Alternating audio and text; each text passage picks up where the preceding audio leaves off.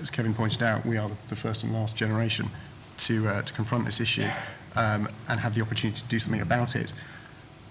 From the voluntary sector point of view, how do you see it?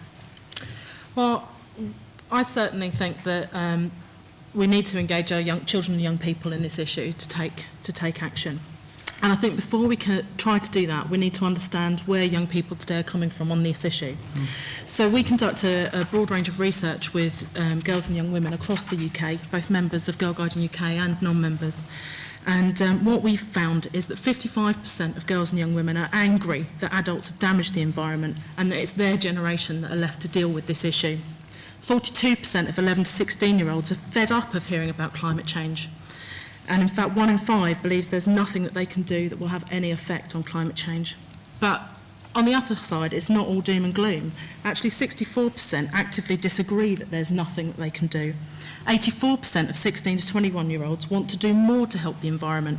And 85% of 11 to 21-year-olds agree that we all have a responsibility to save energy and reduce waste. So this is the situation that we're dealing with when we're looking at engaging young people. And the key thing that we've really learnt from talking to girls and young women is that they want to take action, but they need information, ideas and support to do this.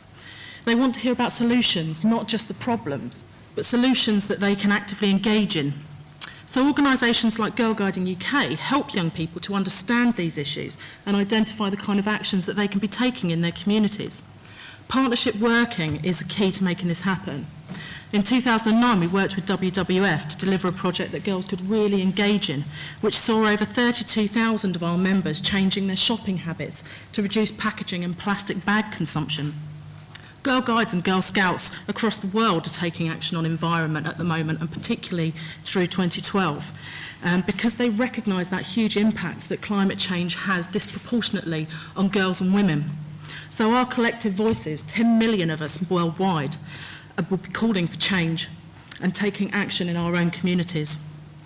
Here in the UK, we work with girls and young women to help them understand the global impacts of climate change, but to identify actions that they can take locally in their own communities. Brownies in Thurnby, near Leicester, took part in last year's Climate Week mini challenge. Following on from this experience, they're creating fruit growing area in their own local community to reduce the air miles of the food that they're consuming. And Brownies in South Antrim have been working on reducing their carbon footprint by walking to school and turning off lights and computers. Not only are these girls changing their own habits, but they're also having an influence on their families. They're spreading that change further than just the individual. What I find fascinating about this, though, is that these girls didn't initially believe that they, at the age of 7, could make a difference.